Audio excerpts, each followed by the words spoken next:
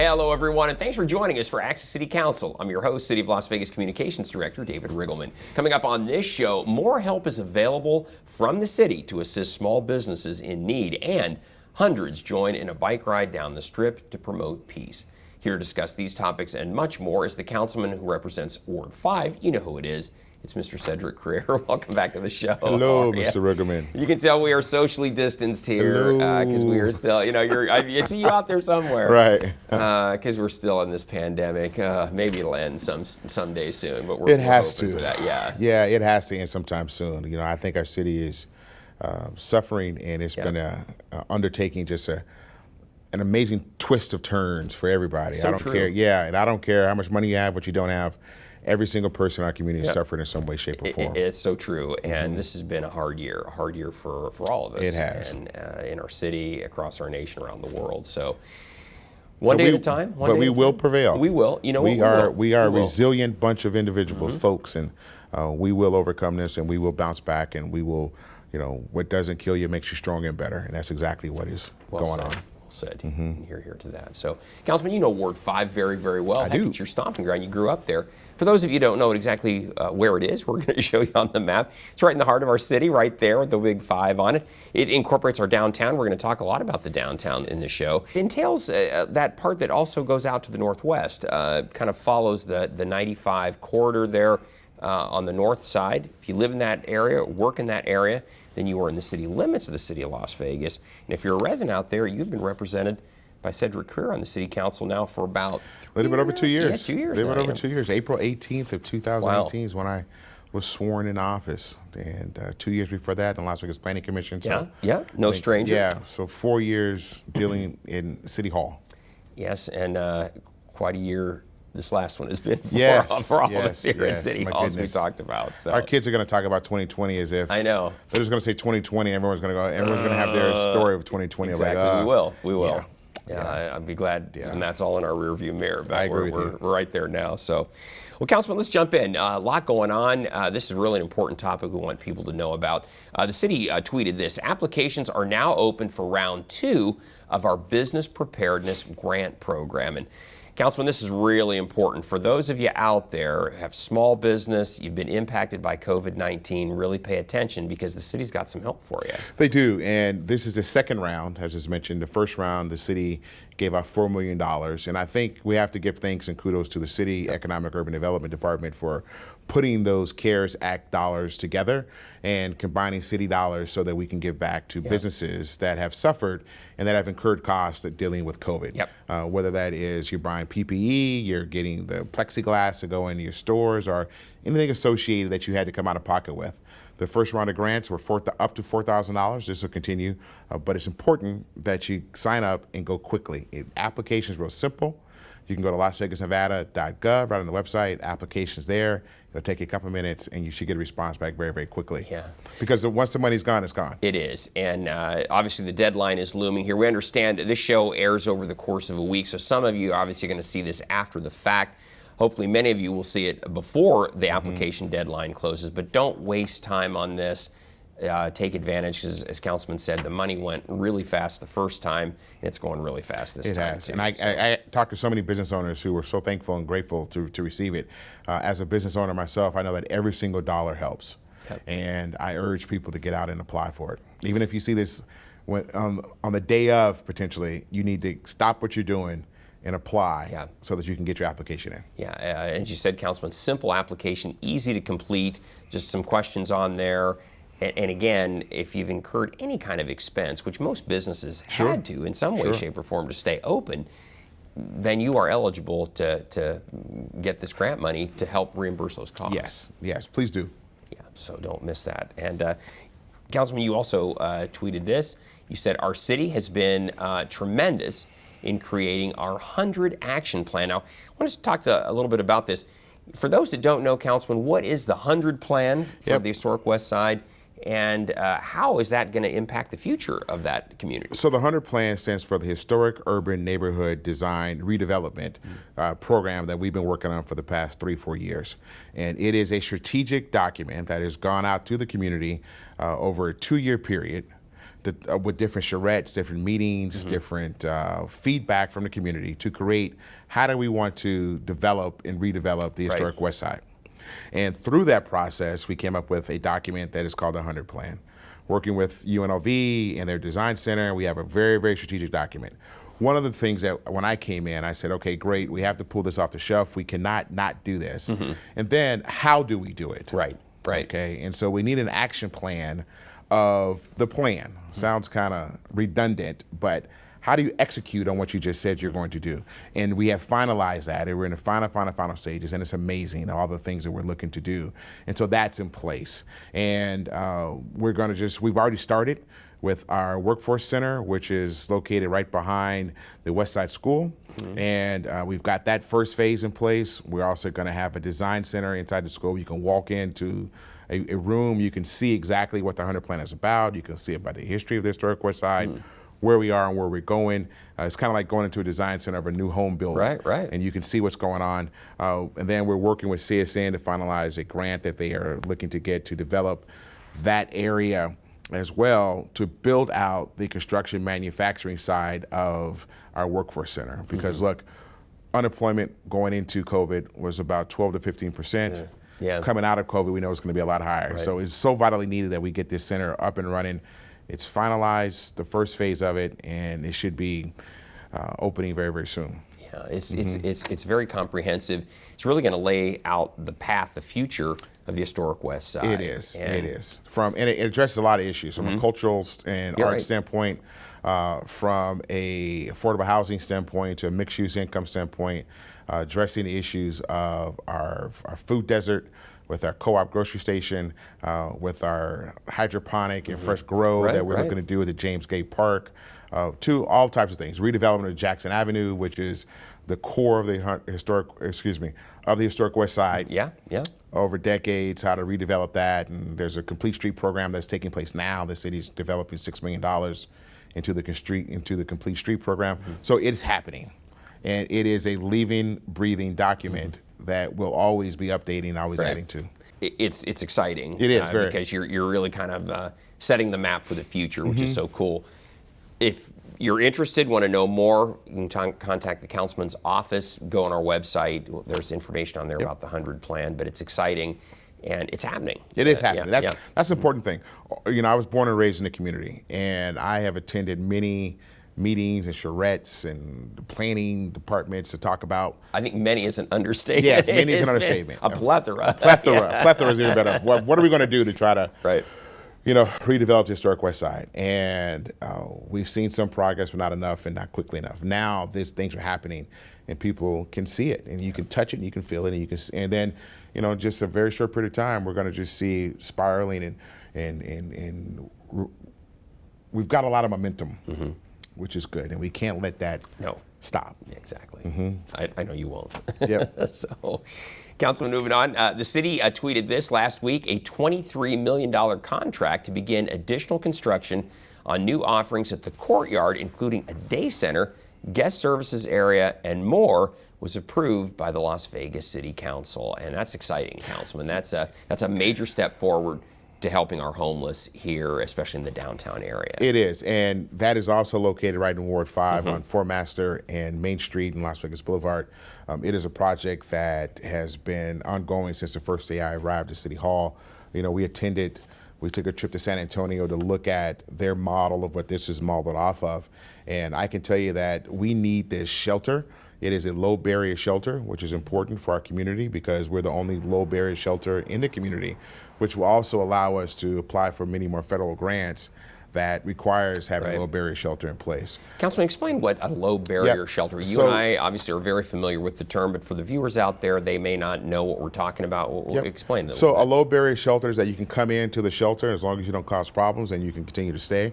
You can be high, you can be drunk, you can be on substance abuse, and you can still come in. Many places, well, no other place allows that. Yeah, if you're drunk, you're high, they're not going to let you in. They're not going to let you in. And so we are a position that to accept those persons and to provide them with assistance. Right. And as you mentioned, there'll be everything from workforce development to showers to overnight sleeping facilities.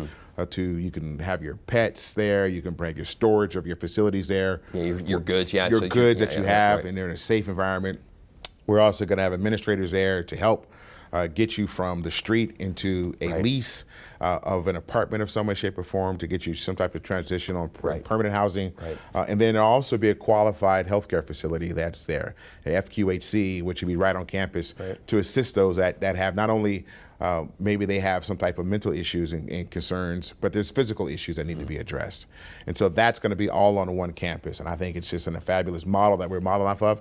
And I can't wait for it to get going. And keep in mind, it is open now. The courtyard's open now, and it's really an active construction zone. But this is it's taking it the to a whole dollars taking new it to that level, master plan of what it is. And Councilman, I think one of the things that's key in all of this, it's really a one-stop shop for those who are experiencing homelessness to get everything, as you said, that they need: health care, job connections.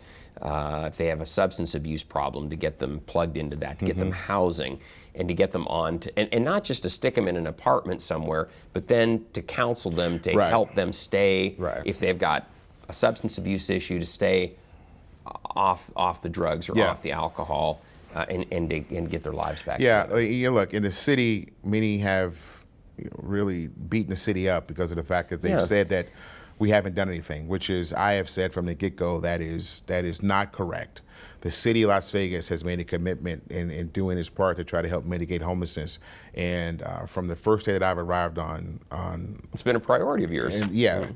Since I arrived here, they've been talking about it and doing something about it. And now this is just a continuation of that. So you have to give credit where credit's due, and the city of Las Vegas is doing its part. And we're looking to work with our partners in North Las Vegas and Henderson and the county because look, I think that we need a shelter like this, a navigational center, which is another term for it in other parts of the city, because we have homelessness all over the city. Couldn't agree more. Right? It's not just located in the downtown corridor. There is a huge influx of it, and the majority of the homelessness are in that Ward 5, Ward 3, Ward 1 corridor, the inner core of the city, but there's homelessness all over. It's absolutely true, Councilman. You see homeless people really all across the valley you do. now. And that didn't used to be the case a few years ago, but it certainly is now. We've become such a large city that pockets of homeless people have popped up really across the community. And there's a need throughout the entire community, whether you're in Summerlin Anthem or you're right off the strip on Tropicana and Paradise, and you go down to those flood culverts, and even off of 95 into the flood culverts, there's homeless encampments out of there, and people need assistance. And we have a responsibility to help them. Sometimes for those who can't help themselves. Exactly, Councilman, and it's an emotional issue. I know the city has taken, as you said, a lot of criticism, but boy, it's not from a lack of effort. It's not from a lack of effort. And it'll continue. And we will. The city's committed. Absolutely. But no one has that magic wand to wave and make it all go away. People think that there's a silver bullet to deal with homelessness. There are proponents that say you have to just build housing, that's going to end it. Well, that's one aspect of it. But you also have to have the services that are associated to help someone get back into life and to be able to maintain that apartment or that home. You just can't take a person, if you haven't addressed their issues from the start, and put them into some type of housing capacity and expect for them all of a sudden change. And so you have to be with them every step along the way. Housing is important. Low barrier shelter, I think, is vitally important. Mental health is important. We need to work better with the state and the federal government and the county to try to get more mental health facilities up and running and get more physicians in here and licensed care persons to help. And so we're working with everything. And we're really, getting it going. I think some people assume that the homeless often want the assistance, and sometimes they don't. And that's a very tough one. It is. Try to get them out of that cycle. It can be very hard sometimes because they don't really want to they don't want to get out They of the don't want to cycle help. right away. You know, they say you have to go talk to a homeless person 8 to 10 times. Exactly. And before they are able to say, yes, I'd like to have services, or yes, I want to go down to the Courtyard. But our MORE teams and our community services team are out there every single day knocking on their shoulders and saying, hey, we want to take you to get some assistance. This is available. We want to help you get some assistance. And that happens every single day, 365 days a year that our teams are out there. That's so true. Well said, Councilman. That's exactly the case. It's something we concentrate on every single day. So, Councilman, let everybody know, hey, if you're going to drive on Jones, look out, because we got a major upgrade going on between Upland and Smoke Ranch. And actually, it's not the city. It's in the city, but it's actually a Nevada Department of Transportation NDOT project. And because it's actually their corridor, but nonetheless, it runs through the city. So we just want you to be aware, because if you're going to try to navigate that's a long stretch from Upland all the way up to Smoke Ranch. It's going to be a complete renovation. It is, and it's so needed. You know, for those of us that have been driving on Jones our entire life and hitting 4 kegs over there for that's some right. chicken That's wings. right. That 95 and hey, you know what I'm talking about? Yeah. 95. It will be very nice to see that improvement once it's all done. Anytime you go through major construction, it's hard. It's tough.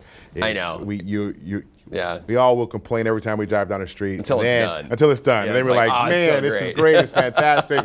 I love NDOT. They're the best. This is great. This is fantastic. Thank you for getting this done. Thank you for getting this done. What took you so long? And so this process is happening, and I thank our partners at NDOT for making this a priority, because I think it's going to help with the flow of traffic. And we have a huge, getting on 95 there and coming all the way down on both sides, and Jones is a major thoroughfare in our city. Yeah, for sure. That work, if you're not familiar with where Upland is, it's just north of US 95. So it's basically from US 95 all the way out to Smoke Ranch. So it's a long way. It is a nice place, which is great. Find some alternative routes. Yeah. Keep on going on 95 on around, or you can take Valley View or Decatur and keep on going out that way. Exactly. Councilman, you tweeted this out. This was great. You said, peaceful bike ride for justice. Now, this took place back on June 20th, and it was for Black Lives Matter. You were joined by, hundreds of people across the community, and there you go. It was a ride from, I believe you started downtown, right? And we started downtown, headed up the Strip to Mandalay Bay, and came back down again. And C.J. Watson, who was there, a former NBA player, and his foundation, the Quiet Storm Foundation, wanted to find a way to peacefully get out and express their concerns and for the community and for Black Lives Matter, and partnered with them, and it was really fantastic. And I got to tell you, it was a great time. It was a great ride. It was, very expressive. I have to thank Metro for providing us with with all their officers who were there to make sure that we were safe. They escort you down. Escorted us down and around. They did an amazing job.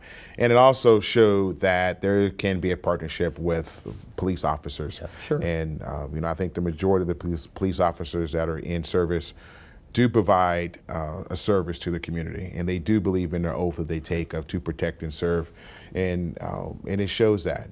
But there's no doubt about it. There are some bad apples out there, and we need to address those and weed those out, and then also seed in the good people that are there. And so we had the good people that were there. Councilman, you were involved in 2 of the largest demonstrations, both very peaceful, but with a lot of power. One was at the park next to Doolittle, Community Center, Kiunga Park there. And then the other was that one that we just saw, the ride along the street. Yeah, and it shows you that both of them were very peaceful. They were powerful and peaceful, as I say. The messages that resonated out of both of those events still stand strong today. And I urge people to stay involved and stay engaged, and to hold even myself accountable for all the things that we have to do and where we're working on. People think that just because you get in office, and I've said this, you get sworn in, and then all of a sudden you got all the answers, and that's not the case. Don't you, Councilman? Yes. How come you don't know that? Well, okay, but I don't know it, but I'm here to listen and to understand and work on where our shortcomings are. And so I think it's important for people to stay involved, and I think it's important for them to be constructive in their criticism, and but also it's important for those who are out there to understand the issues and to understand what has taken place before you say this needs to happen. Have you done any research? Do you really understand the situation? Do you understand the commitment that has already been made in the community and where we're going before you sit back and say, we need more commitment? Understand what commitment has been made already. And then if you are educated and understand that, then yes, maybe there is need to be more commitment. But I urge people to do their research, to read an ordinance instead of saying the ordinance is bad and haven't read it. I urge you to understand the history of where things are going and to be concise and constructive and knowledgeable in what your concerns are. Exactly. That's your obligation, really. I think it's because we have an obligation to understand what's happening and to listen and learn. And so I think it works on both sides of the fence. I agree. You know, and really, a lot of good things are going to come out of this, even though we are extremely challenged during this time. It is. It's been tough. It's been very tough. But I do believe that on the other side will be better because of the fact that there's a lot more dialogue, and for those in positions like myself that are willing to listen and to hear and to make adjustments for the better, then I think that's important. Yeah. And I say that to all my other peers and elected officials, that we also need to be in a position to open up our ears and eyes and be willing to make some adjustments as we move forward to make our community better. Yeah. I think I noticed the demonstration on the bike ride and the one out at the park. It was very diverse. You had extremely diverse. Everybody from the community. Extremely diverse. All races represented. And I say this. Look, these young adults, these young kids that are out there creating a movement, they have been relentless in terms of what they're looking for, which I think is great. But they're leading the charge. You know, no great movement in the history of our country has ever happened by government or by us. It's been happened by the people. Right. Civil rights movement, LGBTQ movement, immigration reform, and name it. All that happens from the people who have expressed their concern. So I get it and I understand it and I welcome it. I just want it to be, structured, and I want it to be based off of substance. And let's move forward with policy and with things that we can attain to make a difference. Because we can. We have to improve. I agree. And your office, you're always listening to whatever we are. People have. So, we are. It's amazing. People think that, it's kind of funny. People say this, are you actually, is this you, Councilman? On the phone? Me. Yeah, it's me. He actually responded back to me. And I think that's important. Yeah. And we do listen and we do hear. You shouldn't, in our society, you shouldn't have to be rich and powerful in order to effectuate change in our society, right? You should be able to reach out to your elected officials and express your concern. And you may or may not get the answer you're looking for, but that works both ways. It just might be that, wow, that's a great idea. Yeah. Let's move forward with it. Yeah. So good stuff. Yeah, it is. It is. And Councilman, I love this too. You retweeted a tweet from Councilman Brian Knudsen. You said it looks like the city of Las Vegas is still ahead by 0.1% in our city versus city friendly wager. This is the census. Who's going to have the biggest response on the census? We're in a battle with Reno right now. We are. Want to prove that we can do this better than they can, and this is really important. Everyone in Nevada wins when everyone is counted. That's the key. We do, and it's great that we have this little bet going on with the council in Reno and the mayor. If Southern Nevada, Las Vegas wins, then they have to wear a UNLV jersey or something. Like that. If they win, we have to wear a UNR jersey, a T-shirt, which we are not going to lose. Okay, so I think they need to get their UNLV gear lined up because we're going to win. We're ahead. We don't have to win by a large margin. We just have to win. Exactly. And if you have not filled out your census, it only takes 10 minutes. It's literally, it's so simple to fill out. You can do it online. This is the first time in the history of the census you can do it online, even though they have people going out to the community now because of COVID knocking on doors. You can't get out. You can't do it online. Census.nv.gov. It's so important for our schools, for our parks, for our recreational areas that we receive that federal funding. Based on how many people live Based on how many people are in your household. One thing that's extremely important, the information is confidential. Yep. It does not report whether it's immigration status or anything you have going on. No. They just want to know who's in your household. We count them. The city, the state gets $20,000 per person. That's counted, and that goes is vitally needed throughout the entire city. I mean, throughout the entire state, cities, counties. Right. And we've talked about this. The records are sealed for 72 years. That information is confidential for 72 years. Yeah. So don't worry about it. Yep. You know, no one's going to see it until a long time from now. Please fill it out. I need you to do it. Time is running out. We've only got through this fall, and that's it. If we miss it, we miss it. But we miss it. It happens every 10 years. Exactly. Councilman said, go online. It's literally takes just a few minutes to do so. All right. And Councilman, we want to mention this. You tweeted this. The Las Vegas Natural History Museum is 29 years old. Congratulations to them. Happy birthday. And we should point out, happy birthday to them, that really all the museums of note here in Southern Nevada are in your ward, or at least the majority of them anyway. You know, I call us the cultural epicenter of Southern Nevada. We've, housed the Natural History Museum. The Neon Museum is there, the Discovery Children's Museum, the Smith Center for Performing Arts, and then the Mob Museum is also located in Ward 5 right downtown. And so if you are looking for culture, you come on down to Ward 5 and we have ample opportunities for you to be engaged. And the Neon Museum is opened up now. They're running specials for locals. They're still having that great show, Brilliant. If you haven't seen it, is really fantastic. You can get a chance to see the old Moulin Rouge sign, the Showboat sign, the El Cortez, the Hard Rock guitar is there, which is pretty cool. And so many other, Algiers Hotel, which is there. And if those of us that are born and raised here have seen these places live and in action, it's great to see this. The Mob Museum here, Councilman, the Mob Museum is fantastic. And it's so unique in terms of any other, cultural arts center in the world. You come down to the Mob Museum, and even if you think that you are not engaged in that, like you say to yourself, what do I care about the Mob Museum? It's pretty cool to go see what's happening, and it expands. And give yourself time. Give yourself time. Right. I'll just blow through there, see it in an hour. Right. You're going to want to spend more time because you can get lost in there with all the cool stuff. Yeah, you can, and you can actually hear FBI recordings when they were wiretapping mobsters or even elected officials who were doing bad things, and it's really expanded more than just a mob museum. It's really crime, and it goes into mob, but it gets into law enforcement. It's just a wide variety. It's one of the top 20 museums in the country, which is which is amazing. When you go through it, it's not hard to believe, but it's kind of hard to believe. You think it's there, and it's right there. Yeah, until you get there, and it's like, this is so cool. The creators are the people who put the Spy Museum together in Washington D.C. Rock and Roll Hall of Fame. They know what they're doing, and it's a great experience. It is. Jonathan Ullman does a great job down there, and he and his team, and kudos to them. Yeah, go check it out. Definitely go check it out. Take it.